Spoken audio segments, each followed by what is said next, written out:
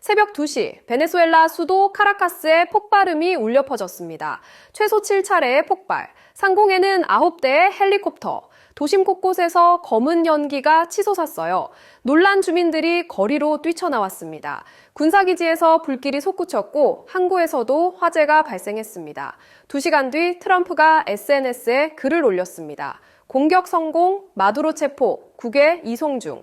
2026년 새해 벽두, 미국이 베네수엘라를 공습했습니다. 그리고 대통령을 생포했다고 발표했어요.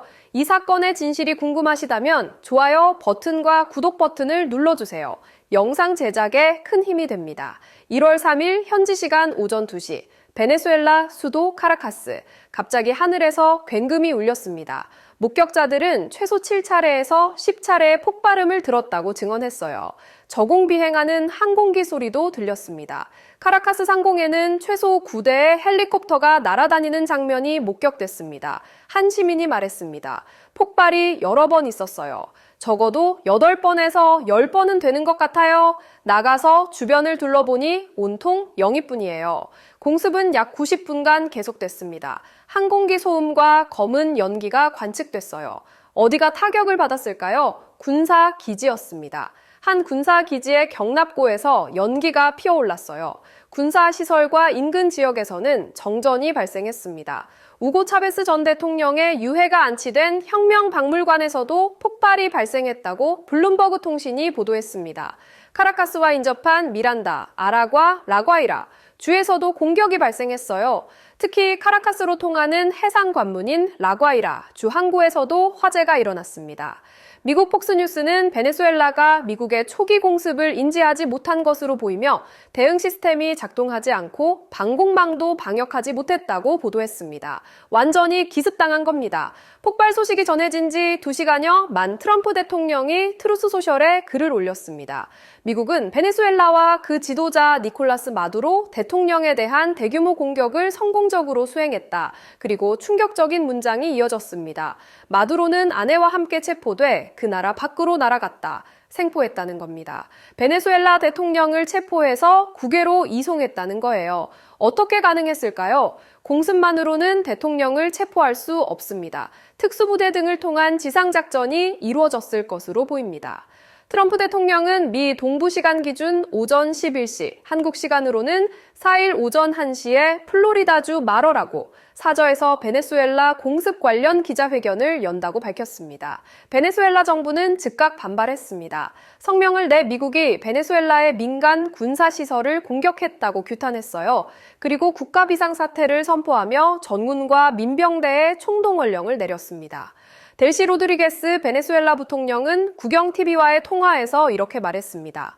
마두로 대통령과 영부인 실리아 플로레스 여사의 소재가 불분명하며 그들이 어디에 있는지 저는 알 수 없다. 그러면서 미국 정부를 향해 대통령 부부의 생존 여부를 즉각적으로 밝혀야 한다라고 요구했습니다. 생존 여부라는 단어를 쓴 겁니다. 트럼프는 체포했다고 했지만 베네수엘라 정부는 생사를 모른다고 한 거죠.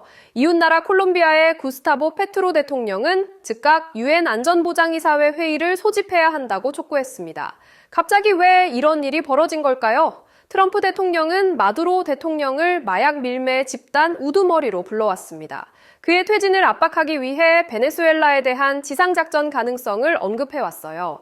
최근 트럼프는 베네수엘라에서 육상작전을 시작할 것이라며 이는 마약 밀매를 근절하기 위해 필요한 조치라고 거듭 발언했습니다. 마약과의 전쟁, 이게 명분이었습니다. 실제로 트럼프 행정부는 베네수엘라 근해에서 마약 운반선으로 의심되는 선박을 격침하고 국제법을 위반한 유조선을 납포해왔어요. 하지만 진짜 이유는 뭘까요? 베네수엘라는 반미 좌파 성향의 국가입니다. 마두로 정권은 미국과 오랫동안 대립해왔어요. 베네수엘라는 세계 최대 석유 매장량을 보유한 나라이기도 합니다. 미국 입장에서는 전략적으로 중요한 위치죠. 이번 공습은 국제법 위반 논란을 불러일으킬 것으로 보입니다. 주권 국가를 공격했습니다. 그것도 의회 승인 없이 대통령 독단으로 결정한 것으로 보여요. 더 심각한 건 대통령을 생포했다는 점입니다. 다른 나라 국가 원수를 체포해서 이송했다는 건 전례가 거의 없는 일이에요. 일부에서는 이라크 전쟁 당시 사담 후세인 체포를 떠올리기도 합니다. 하지만 그때는 이라크를 점령한 상태였고 이번처럼 기습 공습으로 대통령을 생포한 건 아니었어요. 국제사회의 반발이 예상됩니다. 유엔 안보리가 소집될 것으로 보이고 중남미 국가들이 어떻게 반응할지도 주목됩니다. 특히 러시아와 중국의 입장이 중요합니다. 베네수엘라는 러시아, 중국과 가까운 나라예요. 이들이 어떻게 대응할지가 관건입니다. 이번 사건은 중남미 정세에 상당한 파장을 일으킬 것으로 보입니다. 베네수엘라는 중남미에서 좌파 진영의 상징이었어요. 우고 차베스부터 시작된 볼리바르 혁명의 중심지였죠. 미국이 무력으로 이 정권을 축출한 건 중남미 다른 나라들에게도 경고 메시지가 됩니다. 쿠바는 어떻게 반응할까요? 니카라과는요? 이들도 반미 좌파 정권입니다. 반대로 브라질, 아르헨티나 같은 친미 성향 국가들은 어떻게 나올까요? 콜롬비아는 이미 유엔 안보리 소집을 요구했습니다. 페트로 대통령은 좌파 성향이거든요. 중남미가 친미와 반미로 갈라져 대립할 가능성도 있습니다. 지금 이 순간에도 베네수엘라에서는 상황이 진행 중입니다. 미국은 공습 성공과 마두로 체포를 발표했습니다. 베네수엘라는 국가 비상사태를 선포하고 총동원령을 내렸어요. 하지만 정작 마두로의 생사와 위치는 확인되지 않았습니다. 트럼프는 체포했다고 하지만 베네수엘라 부통령은 생존 여부를 모른다고 했죠. 몇 시간 뒤 트럼프의 기자회견에서 더 많은 사실이 밝혀질 겁니다. 과연 마두로는 정말 생포됐을까요? 베네수엘라 정권은 무너질까요? 2026년 새해 첫 주. 세계는 예상치 못한 충격으로 시작됐습니다. 앞으로 어떤 일이 벌어질지 아무도 모릅니다. 여러분은 이 사건을 어떻게 보시나요? 댓글로 의견 남겨주세요. 구독과 좋아요도 잊지 마시고요. 다음 영상에서 뵙겠습니다. 본 영상은 연합뉴스 2026년 1월 3일, SBS 2026년 1월 3일 보도를 참고하여 제작되었습니다. 공개된 보도 내용을 바탕으로 작성되었습니다.